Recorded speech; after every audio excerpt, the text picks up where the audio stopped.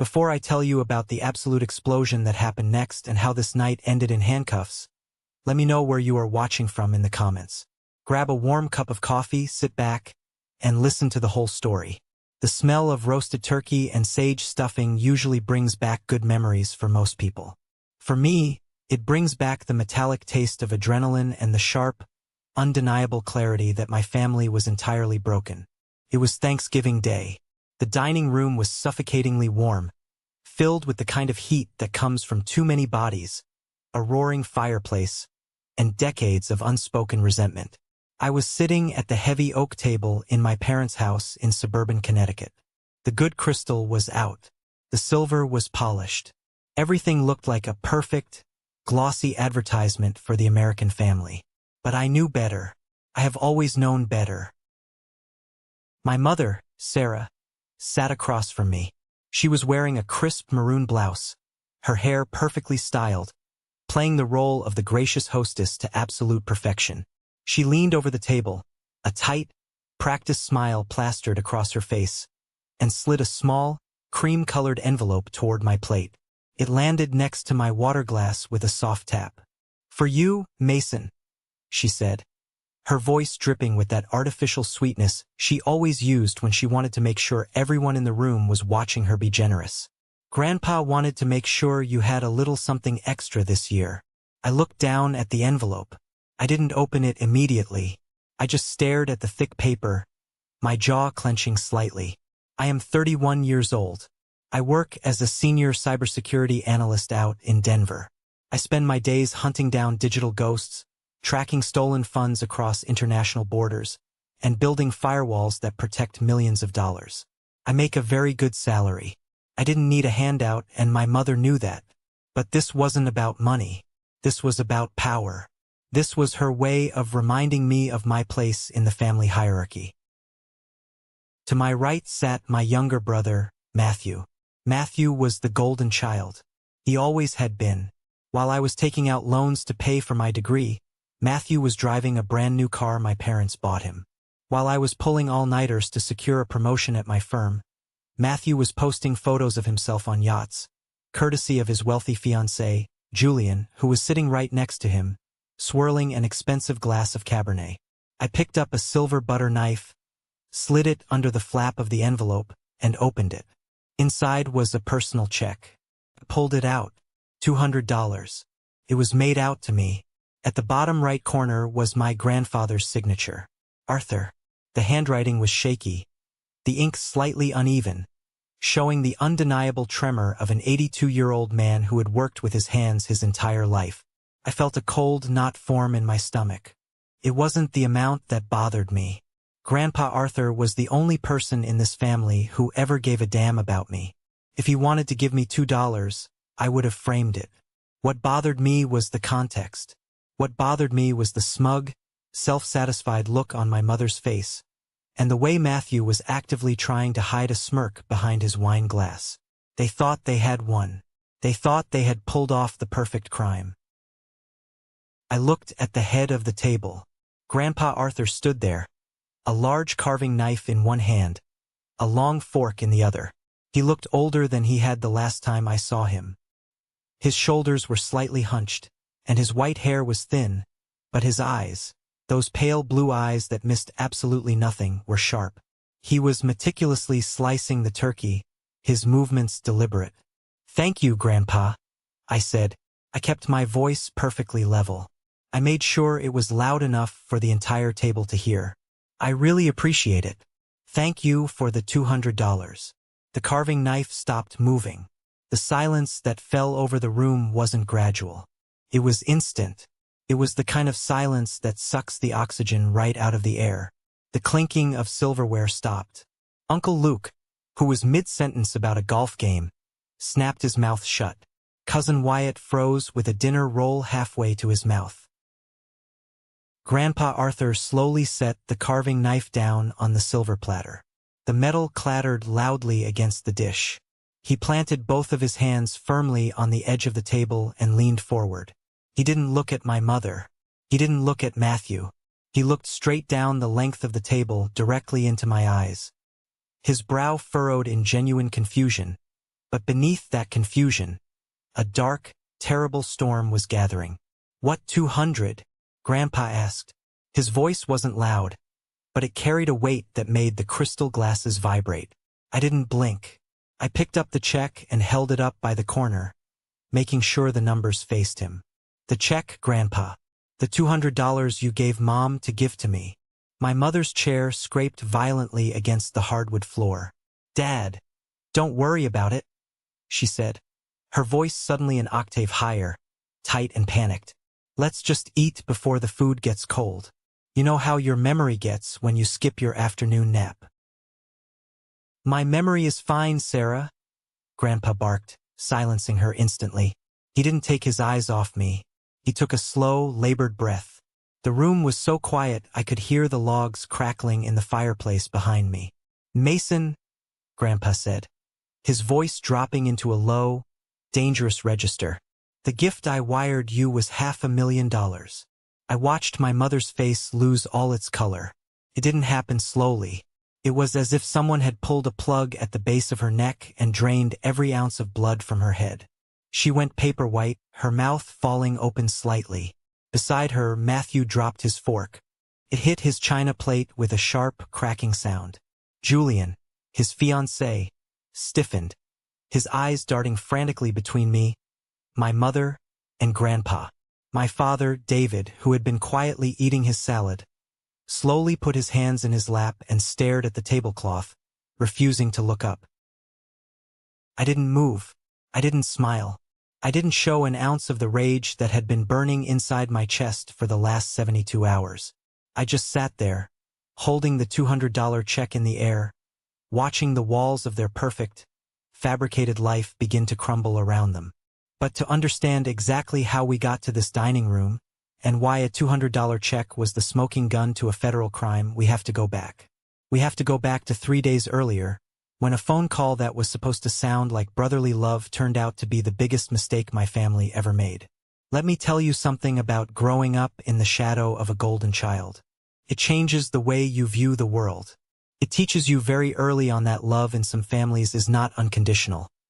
It is a finite resource, and if you aren't the favorite, you have to fight for scraps. Matthew is 4 years younger than me. From the moment he was born, my mother, Sarah, decided he was the center of her universe. I was the quiet kid, the one who liked taking apart old computers in the garage to see how the motherboards worked. Matthew was the loud, charismatic one. He played sports. He was the lead in the school plays. He needed constant attention, and my mother was more than happy to supply it. I remember sitting at the kitchen table when I was 18, holding an acceptance letter to a top-tier university for computer science. I was thrilled. I had worked 3 part-time jobs during high school just to save up for the application fees. When I showed the letter to my parents, my father patted me on the back, and my mother barely looked up from her magazine. "That's nice, Mason," she had said, "but we need to talk about tuition. We've decided we need to dip into your college fund to help pay for Matthew's private football coaching. You understand, right? You're smart. You can get loans. Matthew needs this for his future." I didn't argue. I just packed my bags, took out a mountain of student debt, and moved to Colorado. I built my life from scratch. I worked my way up the corporate ladder, moving from a junior IT guy to a senior cybersecurity analyst. I made a name for myself. I bought my own house. I built a life that had absolutely nothing to do with them. The only reason I ever went back east was for Grandpa Arthur. Grandpa was my shield. When I was a kid, he was the only one who would sit in the garage with me while I messed around with circuit boards.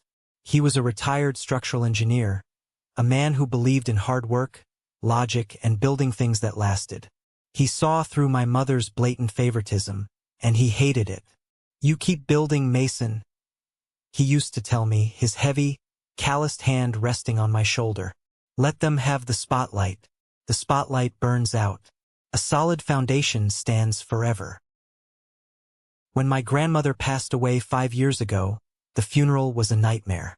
My mother spent the entire time treating the wake like a social networking event, making sure everyone saw how devastated she was. It was Grandpa and I who stood quietly by the casket. After the funeral, Grandpa pulled me aside. He told me he was setting up a joint bank account in both our names. "I'm putting some money in there," he had said, his voice thick with grief. "It's your cushion. If you ever need to buy a house or start a business, or if you just need a safety net, it's ours. Nobody else touches it. Not your mother, not your father, and certainly not Matthew." I had promised him I wouldn't touch it unless it was an absolute emergency. For 5 years, I kept that promise. I monitored the account out of habit, mostly just to make sure the bank wasn't charging weird maintenance fees, but the balance always hovered around $5,000. It was a comforting thought knowing it was there. Until 3 days before Thanksgiving. It was a Monday evening. I was sitting in my home office in Denver, watching the snow fall outside my window, wrapping up a forensic audit for a corporate client. My phone buzzed on the desk. The caller ID flashed Matthew's name. I stared at it for a long moment. Matthew and I didn't talk. We didn't text. The only time he ever reached out was when he needed something, usually tech support for a laptop he spilled a protein shake on. I almost sent it to voicemail, but the holidays were coming up, and a small, stupid part of me thought maybe he was calling to coordinate travel plans from the airport. I picked it up. "Hello. Hey, Mason. Big bro. How's the frozen tundra?" Matthew's voice was too loud, too cheerful. It had that forced, artificial cadence of a salesman trying to hit a quota. "It's fine, Matthew. What do you need?" I asked, skipping the pleasantries. "Wow, straight to business. I like it," he chuckled, though it sounded nervous. "Listen, I was actually calling about Thanksgiving this Thursday. Mom and I were talking, and we were thinking, maybe you should sit this one out." I stopped typing on my keyboard. The silence stretched between us. "Sit this one out?" I repeated slowly. "Yeah, man," Matthew said, his tone shifting into something that was supposed to sound sympathetic. "Look, Grandpa isn't doing so great. Dr. Gray came by last week, and he said Grandpa's heart is weak. He needs absolute peace and quiet.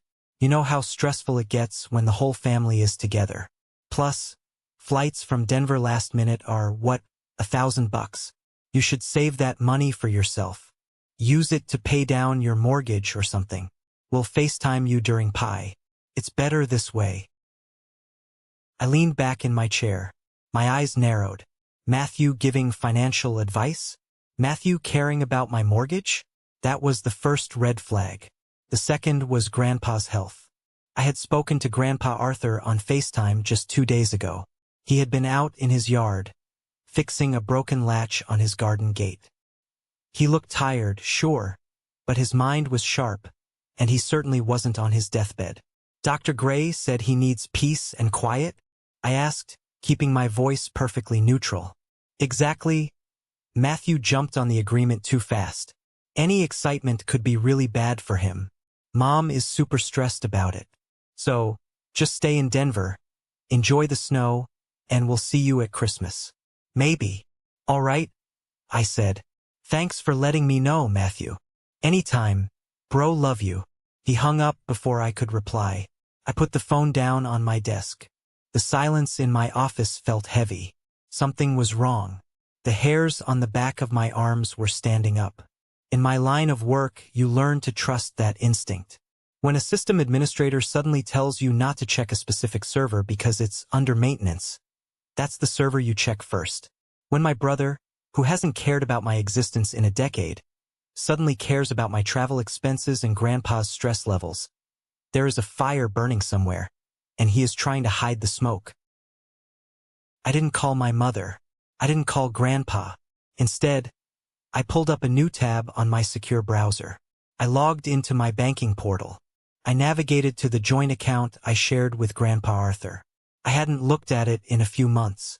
My heart was beating a steady, rhythmic thud against my ribs. I don't know what I expected to see. Maybe my mother had convinced Grandpa to drain the $5,000 to pay for catering. Maybe Matthew had somehow gotten a hold of the debit card number. The dashboard loaded. I looked at the balance. Available balance, $5,247.18. I let out a breath I didn't know I was holding. It was fine. The money was still there. I rubbed the bridge of my nose, feeling foolish. I was letting my paranoia get the best of me. Matthew was probably just being his usual selfish self, not wanting me around to steal attention from him and his fancy new fiancée. I reached for my mouse to close the window, but my hand stopped. I am an analyst. I don't look at summaries. I look at data. I clicked on the tab that said Transaction History. I set the filter to show the last 6 months. The screen refreshed, pulling up a long list of minor interest accruals and the occasional small deposit Grandpa made from his pension. I scrolled down, and then my stomach dropped straight into the floor. There, sitting in the middle of the screen, were 2 lines of text that made the blood in my veins turn to ice water. August 14th. Incoming wire transfer origin, Arthur Vanguard Investments. Amount, $500,000. Memo, for Mason. Build something lasting. August 15th. Outgoing wire transfer, destination. External account ending in 7392. Amount, $499,800. Memo, investment transfer. I stared at the screen. I stopped breathing. The numbers blurred together, and for a second, a wave of pure, unadulterated nausea washed over me. $500,000. Grandpa had wired $500,000 into our joint account. A life-changing amount of money, an inheritance given early, and less than 24 hours later, almost all of it was gone. My eyes locked onto the math. $500,000 came in. $499,800 went out. $200. They left exactly $200 of the transferred money behind. My hands curled into fists on my desk. I knew exactly what that was. That wasn't a mistake. That was a calculated, deliberate move. In banking software, if a massive deposit hits an account and is immediately drained to zero, it triggers a high-level automated fraud alert. The algorithms flag it as a potential account takeover or money laundering scheme. But if you leave a fraction of the funds behind, just enough to keep the account active and looking like a normal transaction, it often bypasses the first layer of security checks. Whoever took this money wasn't an amateur. They had planned this. And then I realized what Matthew's phone call was really about. If I didn't come to Thanksgiving, I wouldn't see Grandpa. If I didn't see Grandpa couldn't ask me what I was going to do with the $500,000 he sent me. They were buying time. They thought they could keep me away long enough to cover their tracks, or maybe gaslight Grandpa into thinking he never sent it at all. I picked up my phone. I didn't call the standard customer service line. I scrolled through my contacts until I found a number I hadn't used in 2 years. The phone rang twice before a deep, gravelly voice answered. Elijah, I said, my voice tight. Mason? Well, I'll be damned. Long time no see, man. You still freezing your ass off in Denver? Elijah was a former colleague of mine, a guy who had moved from private sector cybersecurity over to the fraud division of the very bank my grandpa and I used. He was brilliant, ruthless, and owed me a massive favor for helping him untangle a ransomware attack back in 2021. I need a favor, Eli. A big one. And it needs to be off the books for about 10 minutes. His tone shifted instantly.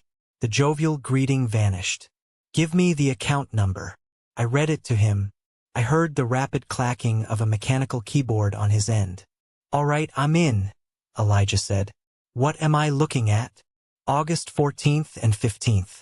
A wire in for $500K. A wire out for $499,800.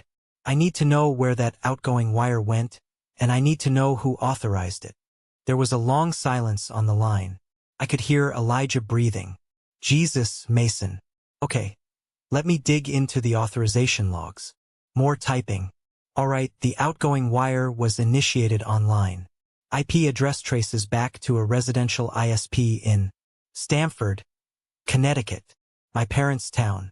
Who authorized it? I demanded. The account requires dual signatures for transfers over $50,000. Hold on, Elijah muttered, checking the document repository. Yeah, here it is. The dual signature requirement was overridden. Someone uploaded a power of attorney form on August 10th. It grants full financial control of your grandfather's assets to a primary beneficiary. Who? I asked, though I already knew the answer. Sarah Graves. Your mother. The words hit me like a physical blow. My own mother. I felt a surge of violent anger clawing its way up my throat. She doesn't have a power of attorney, I growled. Grandpa is perfectly lucid. He would never sign that. I'm looking at the document right now, Mason. It's notarized. It has your grandfather's signature. And, wait, it has your signature on it, too. You signed away your rights to the joint account. I stood up from my desk so fast my chair crashed into the wall behind me. I never signed anything, Elijah. Pull the PDF. Send it to my encrypted email right now. Sending, he said. Mason, if this is what it looks like, this is a federal felony. Wire fraud, elder abuse, forgery. You need to call the authorities. Not yet, I said coldly. Where did the money go, Eli? What's the destination account? The receiving account ending in 7392. Elijah read off the screen. It's a corporate account registered in Delaware. The entity name is Golden Years LLC. Thank you, Eli. I owe you. I hung up. My email pinged. I opened the encrypted file Elijah sent me. It was a scanned copy of a legal document. Durable power of attorney for financial management. It looked incredibly official. There were stamps, legal jargon, and a notary seal from some strip mall office in Stanford. I scrolled down to the last page. There were the signatures. My grandfather's signature was there, and it looked authentic enough to pass a casual glance. But then I looked at mine. Mason Graves. It was good. It was terrifyingly good. The slant of the M, the heavy pressure on the downstroke of the G. It looked exactly like the signature I used on my driver's license. Whoever forged this had practiced. They had spent hours tracing it, perfecting the speed and the loops so it wouldn't look like a slow, shaky imitation. But my mother, in all her arrogance, didn't know everything about me. Years ago, when I started working in cybersecurity, handling sensitive contracts and non-disclosure agreements, a mentor taught me a trick. He told me to build a trap door into my signature. Something microscopic that a forger wouldn't notice, but that I could use in court to prove a document was fake. Every time I sign a legally binding document, I do not connect the bottom loop of the S in Graves to the E, and, right below the final S, I tap the pen once, leaving a tiny, barely visible dot of ink. I zoomed in on the PDF on my massive monitor.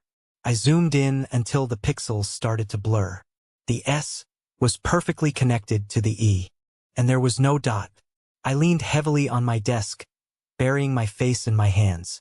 The betrayal was so absolute, so profoundly disgusting, that it transcended anger. My mother had sat at her dining room table, probably drinking her expensive wine, and meticulously practiced stealing my name. She had forged my identity to rob an 82-year-old man who trusted her. She had gutted my grandfather's life savings so she could play the wealthy socialite. At that moment, any lingering shred of familial obligation evaporated. I didn't have a mother anymore. I didn't have a brother. I had two targets, and I was going to systematically destroy them. I didn't sleep that night. I brewed a pot of black coffee and treated my family like a hostile cyber threat. I needed to know exactly where that $500,000 went. I texted Samuel, my best friend from college who was now a ruthless corporate litigation lawyer in Chicago. Need a fast public records pull. Delaware LLC. Golden Years LLC. Founded sometime around August. Samuel texted back 20 minutes later with a screenshot of a business registry. Golden Years LLC. Registered agent, Julian Roth. Principal member, Julian Roth. Julian, Matthew's fiancé. The smug, perfectly groomed investment consultant who had been dating my brother for 2 years. Suddenly, the pieces snapped together with horrifying clarity. My mother didn't just steal the money.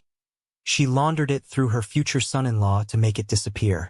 I opened a dummy Instagram account I used for threat intelligence gathering and searched for Matthew's public profile. Matthew wasn't the type to hide his life. His entire existence was based on external validation. His feed was a continuous stream of filtered photos, expensive dinners, and luxury vacations. I scrolled back to mid-August. August 10th, the day the fake power of attorney was filed. A photo of Matthew and my mother at a high-end spa, holding champagne flutes. Caption: Spa day with the Queen. Hashtag blessed. August 14th, the day the $500,000 hit the account. Silence. No posts. August 15th, the day the money vanished. Silence. August 18th, 3 days after the theft. A video of Matthew squealing in a dealership parking lot. The camera pans to a brand new, midnight blue Porsche Macan with a giant red bow on the hood. Julian is standing next to it, smiling like a savior. Caption: OMG! Julian surprised me with my dream car. Best early wedding present ever. He's been working so hard on his new investment firm and it's paying off. I'm literally crying. Hashtag Porsche, hashtag fiancé of the year, hashtag rich life. I felt sick to my stomach. I looked up the MSRP for a fully loaded Porsche Macan. $85,000. I kept scrolling. September 2nd, photos from a first-class flight to the Maldives. September 15th, a close-up of Matthew's hand resting on the steering wheel of the Porsche, casually showing off a massive, diamond-encrusted Cartier watch. October, photos of my mother's newly renovated kitchen, custom marble countertops, professional-grade Viking appliances. They were spending Grandpa's money. They were literally parading his life savings around on the internet, slapping filters on it, and begging strangers for likes. They had taken a gift meant to build something lasting and turned it into leased cars and kitchen cabinets. I took screenshots of everything. Every post, every timestamp, every caption. I downloaded the videos. I built a digital dossier that was bulletproof. By the time the sun came up over the Rocky Mountains, I had a folder on my desktop named Thanksgiving. Inside were 52 pieces of hard, irrefutable evidence of felony wire fraud. I picked up my phone, opened my text messages, and clicked on Matthew's name. Hey Matt, looked at my schedule. I got my shifts covered. I'm booking a flight now. See you Thursday. I hit send. I didn't wait for his reply. I closed my laptop and went to pack. I didn't pack clothes for a long weekend. I packed for a tactical extraction. I went to a local office supply store right when it opened. I walked down the aisles with a cold, singular focus. I bought 5 heavy-duty, black leather-bound presentation folders. The kind lawyers use when they are handing over discovery documents in a massive corporate lawsuit. I bought a ream of high-quality, thick paper. When I got home, I hooked up my laser printer. I printed everything. I printed the bank statements showing the exact moment the $500K entered the account and the $499.8K left. I highlighted the $200 left behind in bright, screaming yellow ink. I printed the forged power of attorney. I printed an enlarged, high-resolution comparison of my real signature side by side with my mother's forgery, circling the missing trapdoor dot in red marker. I printed the Delaware registry papers proving Julian owned Golden Years LLC. And finally, I printed glossy, full-color pages of Matthew's Instagram posts. The Porsche, the Cartier watch, the Maldives, the kitchen renovation. Next to each photo, I typed out the estimated cost of the items. I punched holes in the paper and bound them perfectly into the 5 black folders. They were heavy. They felt like bricks in my hands. They were the physical manifestation of my family's betrayal. I put 4 of the folders into my hardshell carry-on suitcase. The 5th folder I slid into my laptop bag. My phone buzzed constantly during the drive to the Denver airport. It was Matthew panicking. Bro, you really don't have to come. Seriously, Mom is freaking out about the cooking. We don't have enough food. Mason, Grandpa is really tired today. It's a bad idea. I ignored them all. I walked through airport security, boarded my flight, and watched the snow-capped mountains disappear beneath the clouds. I wasn't nervous.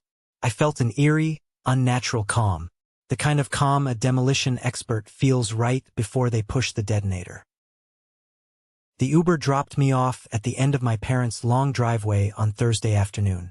The sky was an overcast, slate gray, and the air was biting cold. Parked right in front of the two-car garage, gleaming obnoxiously, was the midnight blue Porsche Macan. I stood there for a moment, just staring at it. I could almost see Grandpa Arthur's hard-earned pension bleeding through the expensive paint job. I gripped the handle of my suitcase, the wheels grinding against the pavement as I walked up to the front door. I didn't knock. I just walked in. The house smelled like roasted meat, expensive candles, and sheer panic. "Mason!" My mother practically shrieked from the kitchen. She came bustling out, wiping her hands on an immaculate apron. Her smile was so wide, so tight, it looked like it was causing her physical pain. She threw her arms around me, pressing her cheek against mine. "You made it. We are so happy you're here, even though it's such a surprise." "Hi, Mom," I said, keeping my arms at my sides. I didn't hug her back. Matthew emerged from the living room, a glass of wine in his hand. He was wearing a cashmere sweater that probably cost more than my first car. The Cartier watch flashed on his wrist. He looked pale, his eyes darting to my suitcase and then to my face. "Hey, bro," Matthew said, giving me a stiff, one-armed bro hug. "Glad you could make it, despite the flight costs." "I found a deal," I said flatly. Julian, the fiancé, was standing by the fireplace, looking like he had just stepped out of a GQ magazine. He gave me a curt nod. "Mason, good to see you." "Julian," I replied. "Business is good, I hear? The new investment firm doing well." Julian's smile faltered for a microsecond. "Can't complain. Just grinding away." "I bet you are," I said softly. "Where's Grandpa?" I asked, looking past them. "Oh, he's resting in the den," my mother said quickly, moving to block the hallway. "Dr. Gray said he really needs to limit his excitement, Mason. So please, let's keep the conversation light today. No heavy topics. He's very fragile." "I'll be gentle," I said, stepping smoothly around her. I found Grandpa Arthur sitting in a leather recliner in the den, watching a football game. When he saw me, his face lit up. It was the only genuine smile I had seen in this house in years. He struggled to stand, but I rushed over and hugged him gently. He felt frail, his bones sharp against my arms, but his grip was strong. "Mason," he said, patting my back. "I didn't think you were coming. Matthew told me you had to work." I pulled back and looked at him. "I wouldn't miss it, Grandpa. Not this year." For the next 2 hours, I played their game. I sat in the living room, sipping water, watching the performance. I watched my mother brag to Uncle Luke about the new kitchen countertops, claiming she saved up for years to afford the marble. I watched Matthew show off his watch to Cousin Wyatt, spinning a lie about how Julian bought it for him as a reward for closing a big deal. Every word out of their mouths was a lie paid for by the old man sitting quietly in the corner. I kept my briefcase right next to my feet. I waited. I waited until the food was on the table.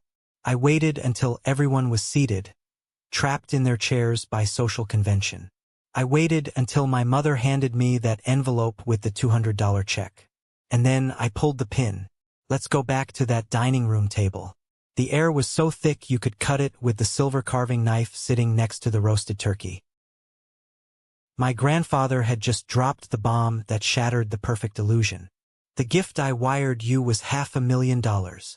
The silence that followed wasn't just quiet. It was a physical weight pressing down on the room. I watched my mother, Sarah. I watched her brain misfire as it tried to process the fact that her perfect crime was unraveling in real time. She sat completely frozen for 3 agonizing seconds. Her eyes darted wildly around the room, looking at the crystal glasses, the mashed potatoes, the faces of our extended family, looking for any possible way out of the trap. She tried to force a laugh, came out sounding like a dry, desperate heave. "Dad, you are confused," she said, her voice shaking so badly it vibrated. She reached out and patted the air in his direction. "You didn't wire $500,000 to anyone. Your medication is making your memory fuzzy again. Remember what Dr. Gray warned us about? He said the blood pressure pills might cause these little episodes. I felt a surge of pure, unadulterated disgust burn the back of my throat. She was gaslighting him right in front of the entire family. She was actively using his age and his health as a weapon against him to cover up her felony. She was willing to let everyone at this table think this proud, brilliant man was losing his mind, just to protect her stolen wealth. I am not confused, Sarah, Grandpa said. He leaned heavily on the edge of the heavy oak table, his knuckles turning white. His voice was like grinding stones. I went to the bank. I sat with the teller. I authorized the transfer. I wanted Mason to have his inheritance early so I could watch him build his life while I am still here to see it. Where is the money? My mother opened her mouth to spin another lie, but I didn't let her. I stood up. My chair scraped loudly against the hardwood floor. I reached down to the floor and picked up my heavy leather briefcase. I hoisted it up and set it directly on the dining room table, right next to the gravy boat. I popped the brass latches. The sharp click-clack echoed loudly in the silent room. I reached inside and pulled out the 5 thick, black leather-bound presentation folders. They were heavy, filled with high-gloss paper and undeniable facts. I slid the first one down the polished wood of the table directly to Grandpa Arthur. I handed the second one to Uncle Luke, who was staring at me with his mouth slightly open. I tossed the third one right in front of my father, David. I kept one for myself and I left the last one sitting in the center of the table. Open them, I said. Nobody moved. They just stared at the black covers like they were explosive devices. I said, open them. I repeated, my voice dropping an octave. Uncle Luke hesitated, his hands trembling slightly, then flipped open the heavy black cover. Grandpa put on his wire-rimmed reading glasses and opened his copy. Turn to page 1, I instructed. My voice was completely flat. I wasn't yelling. I didn't need to yell. The truth was loud enough to deafen them. Page 1 is a certified, stamped bank statement from the joint account Grandpa and I share. Look at the date, August 14th. You will see an incoming wire transfer of exactly $500,000. Grandpa traced the line on the paper with his thick, wrinkled finger. Yes, he whispered, his voice catching slightly. That is my transfer. That is my life savings. Now look at the very next line, I said. I stepped away from my chair and began slowly walking around the perimeter of the table, pacing like a prosecutor in a courtroom. August 15th.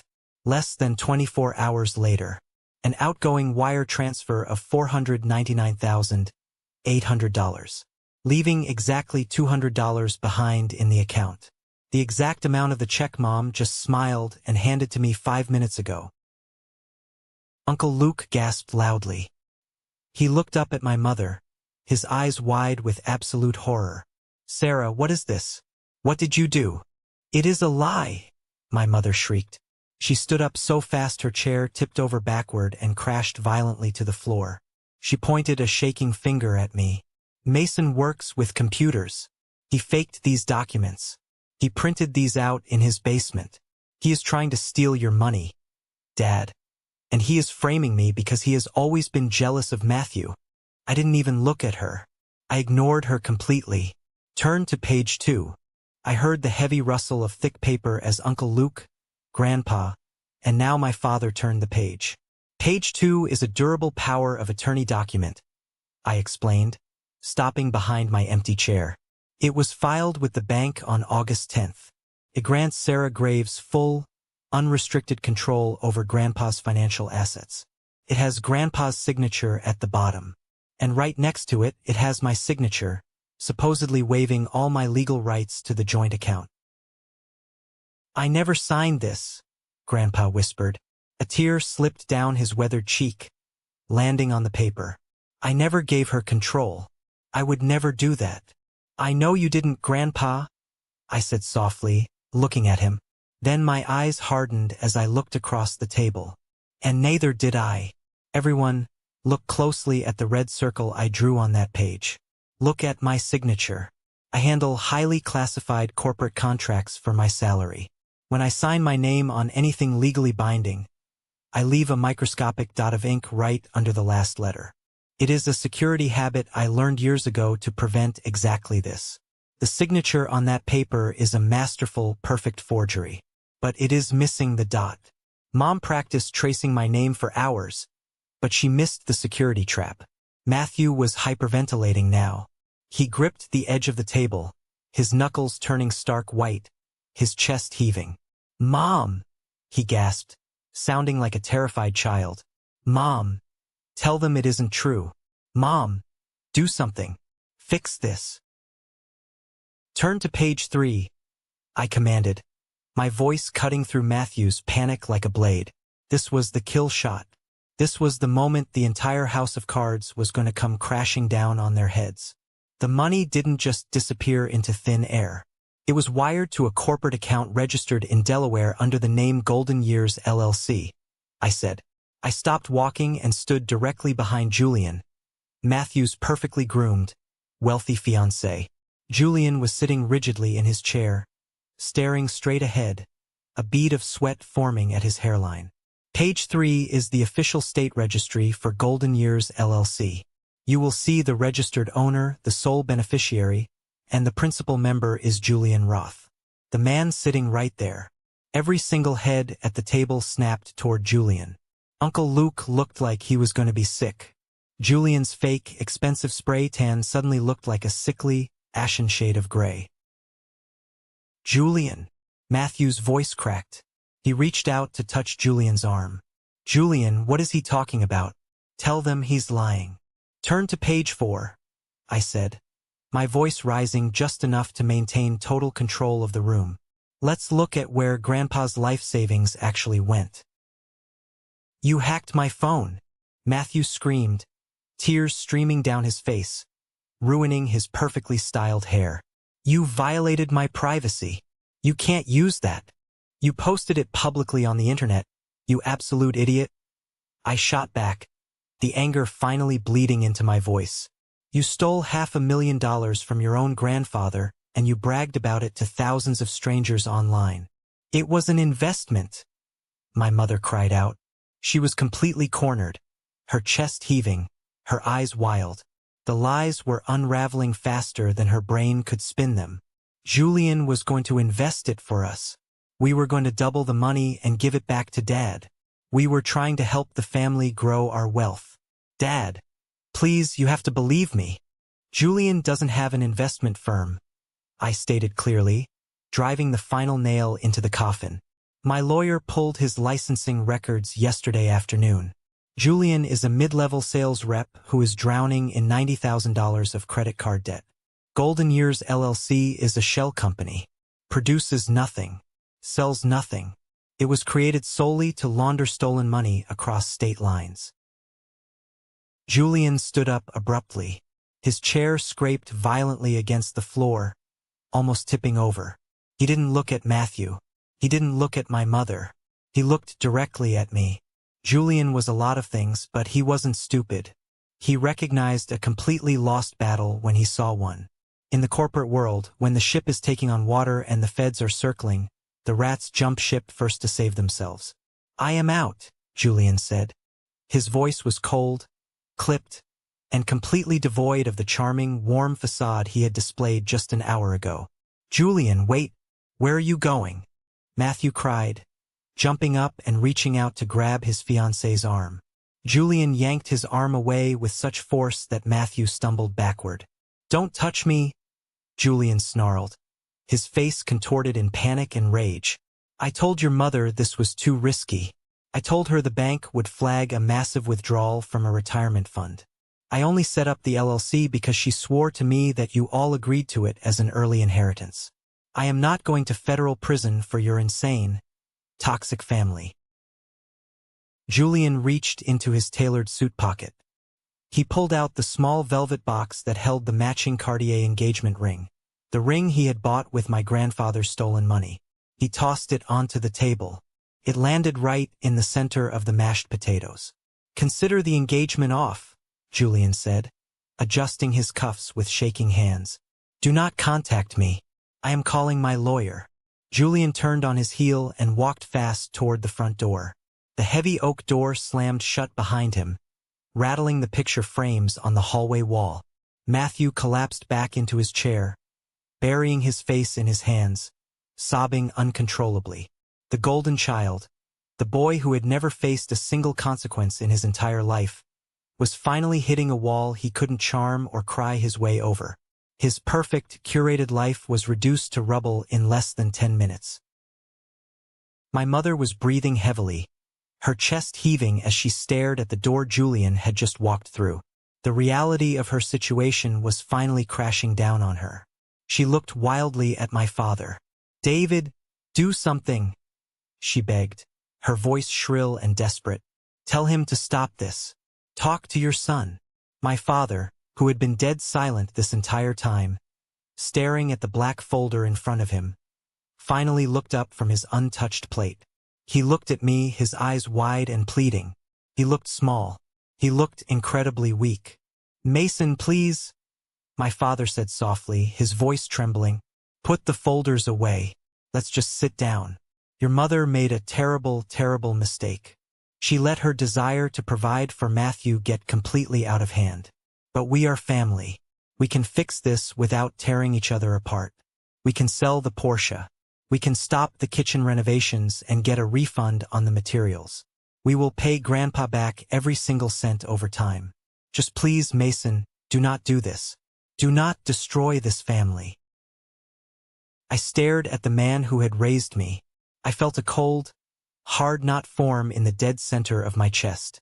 It was a realization so ugly, so profound, that it almost took my breath away. "You knew?"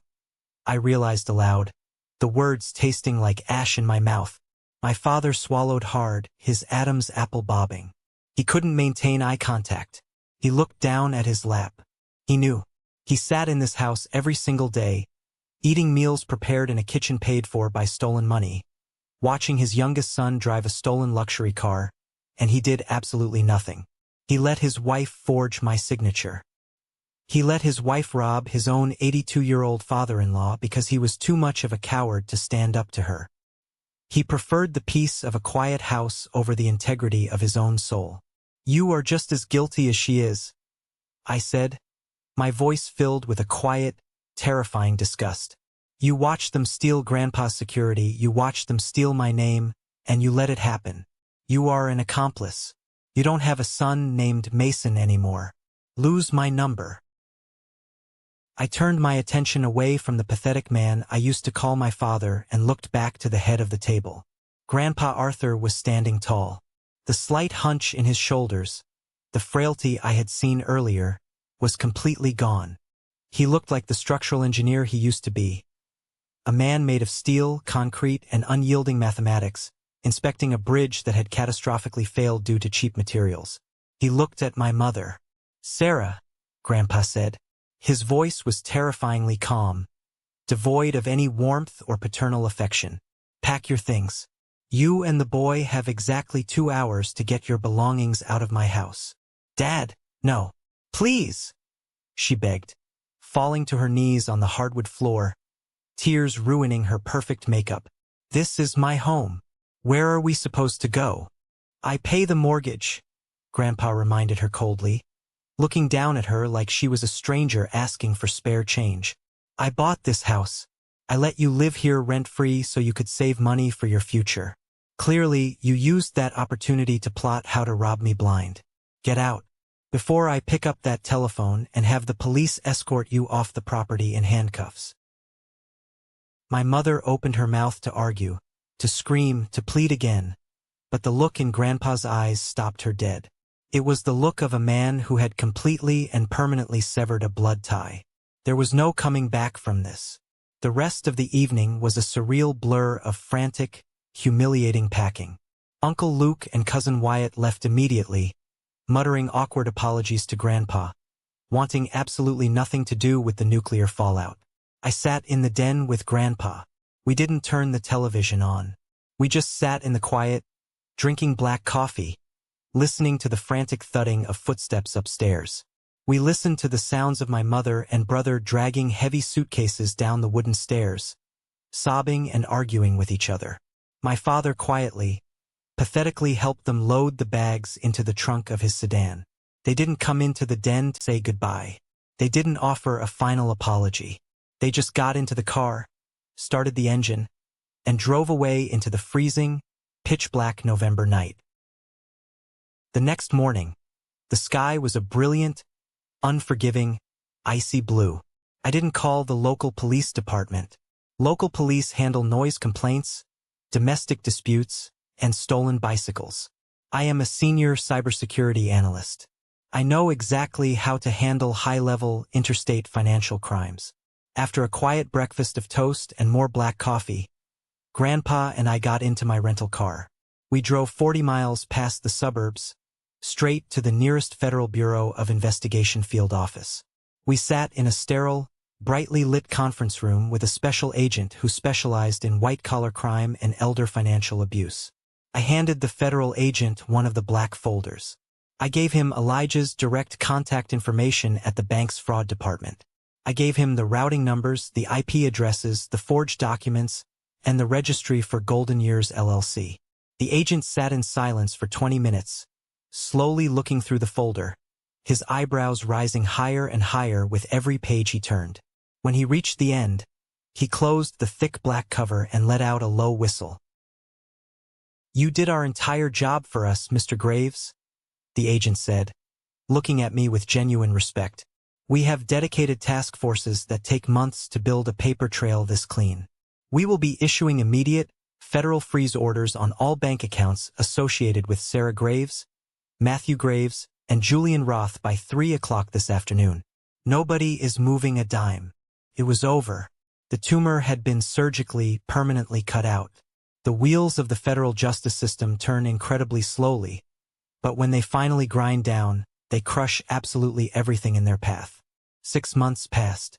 The federal prosecutors did not offer a generous plea deal. They rarely do when the evidence is handed to them on a silver platter. Elder financial abuse, combined with wire fraud, identity theft, and laundering money across state lines, carries severe mandatory penalties. My mother and brother tried to hire a high-powered, expensive defense lawyer to fight the charges, but they couldn't even pay his initial retainer fee because all of their assets, every single bank account, credit card, and investment portfolio, were frozen solid by the federal government. They ended up with an overworked public defender who took one single look at my black folder, saw the forged signature and the IP address logs, and told them to plead guilty to minimize the damage and avoid a lengthy, humiliating trial. I flew back east for the final sentencing hearing. The federal courtroom was vast, intimidating, and quiet, smelling heavily of polished wood, floor wax, and impending doom. I sat alone in the back row of the gallery. I didn't sit with my father. He sat 2 rows ahead of me, his shoulders slumped so far forward, he looked like he carried the weight of the world. He looked 10 years older than the last time I saw him at Thanksgiving. The judge did not mince his words when he delivered the sentence. He looked down from the bench with absolute disgust. He called their actions a predatory, highly calculated betrayal of the most sacred familial trust, driven by nothing but vanity and grotesque greed. Sarah Graves, my mother, received 18 months in a federal correctional facility, followed by 3 years of supervised probation and mandatory restitution. Matthew Graves, the golden child who could do no wrong, received 12 months. I watched the federal bailiff step forward, ask them to stand, and place them in handcuffs. I watched them be led away through the side door. My mother looked back at me over her shoulder one last time, her eyes filled with a toxic, swirling mixture of anger, blame, and disbelief. Matthew was just crying silently, his shoulders shaking in his cheap suit. I didn't feel a shred of pity. I didn't feel sad. I didn't feel the urge to cry. I just felt an overwhelming, incredible sense of relief. The heavy, suffocating weight I had carried since childhood, the constant feeling of not being good enough, the manipulation, the favoritism was finally permanently gone. The financial fallout was absolute and devastating for them. The midnight blue Porsche Macan was seized by federal marshals and sold at a government auction. The custom marble kitchen was torn out by angry contractors who slapped a mechanic's lien on my father's house because my mother's checks had all bounced. Julian managed to avoid serving hard prison time by immediately turning state's evidence. He flipped on my mother the second the FBI knocked on his door, handing over all emails and text messages proving she was the mastermind behind funding the LLC.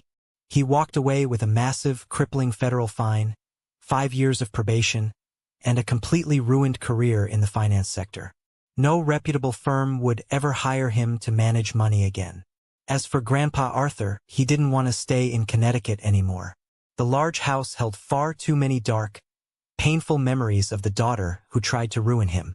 3 weeks after the sentencing hearing, I flew out, rented a moving truck, and helped him pack up the things that mattered. We left the heavy furniture behind. We drove across the country together, taking our time, stopping at roadside diners, drinking bad coffee, and looking at the vastness of the mountains as we crossed into Colorado. He moved into the large guest bedroom of my house in Denver.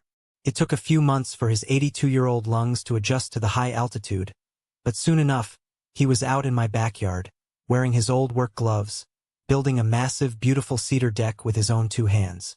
We fell into a quiet, incredibly comfortable routine. We drank coffee on the back porch in the crisp mornings. We watched baseball games in the evenings. For the very first time in my entire life, I had a family environment that felt genuinely safe. There was no walking on eggshells. There was no competing for affection. One evening in late spring, while we were sitting on that brand new cedar deck, watching the sun dip behind the Rockies, Grandpa reached into his jacket pocket and handed me a thick manila envelope. I opened it carefully. Inside were legal documents, heavily stamped and notarized, prepared by my friend Samuel, the corporate lawyer in Chicago. It was a completely new trust fund. I recovered most of the money, Grandpa said quietly, staring out at the mountains catching the pink and orange sunset. The FBI seized the LLC assets, liquidated what they could from Julian and your mother, and returned it. It is all sitting in this new trust. It requires dual authorization for any withdrawal, managed independently by Samuel's law firm, and it is entirely legally in your name. I looked down at the dense legal paperwork, seeing the numbers printed on the page. Grandpa, you don't have to do this. I told you I make a very good salary. I don't need the money to survive. Grandpa reached over and placed his heavy, calloused hand firmly over mine. I know you don't need it to survive, Mason, he said, his pale blue eyes locking onto mine. That is exactly why I want you to have it. You protect what matters. You built a solid foundation when no one else was helping you. Family is not about shared blood. Blood just means you are biologically related. Family is about protection. You protected me when I was vulnerable. Now, I want you to use this to protect your future. Consider it your ultimate promotion. I didn't argue with him this time. I took the pen he offered me. I signed the paperwork, making absolutely sure to include the tiny, microscopic dot under the last letter of my name. The mail carrier dropped a large stack of letters onto my front porch yesterday afternoon. I brought it inside, sorting through the utility bills and the glossy junk mail advertisements until I found a thick, plain white envelope. There was no return address written on it, but I recognized the handwriting instantly. The loopy, dramatic, sweeping script belonged to Matthew. The postmark stamped across the top corner was from a low-security federal correctional facility in Pennsylvania. I stood in my kitchen and held the envelope in my hands for a long moment. I could feel the sheer thickness of the folded pages inside. It was probably 8 or 10 pages long. Knowing Matthew, knowing the way his mind worked, it was likely filled with endless excuses, sob stories about how hard the prison food is, complaints about his cellmate, and desperate demands for me to put money into his commissary account so he could buy better snacks. Maybe, if I dug deep enough, there was a fake, highly conditional apology buried somewhere in paragraph 4. 10 years ago, I would have opened it. I would have read every single agonizing word, letting his guilt, his manipulation, and his toxic energy poison my entire day. I would have agonized for weeks over whether I should reply, whether I owed him a second chance because he was my brother. But I am not that person anymore. I walked out of my kitchen and down the hall into my home office. I walked past the framed cybersecurity certifications hanging on my wall. I walked right up to the heavy-duty, cross-cut paper shredder sitting next to my oak desk. I reached out and flipped the power switch. The machine hummed to life with a low, hungry growl. I didn't open the envelope. I didn't even bend the flap to peek inside. I just held it directly over the feeding slot, let go of the paper, and watched the steel blades pull it down into the darkness. The loud, aggressive grinding noise filled the quiet room as 8 pages of toxic history, manipulation, and lies were violently turned into tiny, unreadable strips of confetti. It was, without a doubt, the best sound in the entire world. People often talk about forgiveness like it is a mandatory requirement for moving on with your life. They tell you that holding on to anger is like drinking poison and expecting the other person to die. But what they don't tell you is that setting a hard, impenetrable boundary is not the same thing as holding on to anger. Setting a boundary is an act of pure self-preservation. You do not owe your peace of mind, your time, or your resources to people who actively tried to destroy your life, no matter how much DNA you happen to share with them. My mother and brother tried to use my name, my grandfather's trust, and our family history as a weapon to fund their vanity. I took that weapon away, broke it in half in front of them, and walked away. I am building something lasting now, just like Grandpa told me to, and my front door only opens for people who respect the foundation. Thank you for sticking around and listening to my story. I know it was a heavy one, but it is the harsh reality of what happens when greed and favoritism infect a family. I hope this resonated with you in some way, especially if you have ever felt like the outsider or the scapegoat in your own home. Have you ever found yourself in a similar situation? Have you ever had to draw a hard, unforgiving line in the sand with your own family members to protect yourself and your sanity? Let me know down in the comments. I read every single one of them, and I try to reply to as many as I can. If you made it all the way to this exact moment, hearing the shredder destroy that letter, you are part of the true core of this channel. You are part of the 1% club. Prove it to me by commenting the letter W for winner down below. It is our secret handshake, letting me know you are one of the amazing, strong people who stayed until the very end. Please hit that like button if you support the way I handled things, and make sure to follow and subscribe so we can keep sharing these incredible journeys together. Until next time, stay safe, trust your gut, and always protect your peace.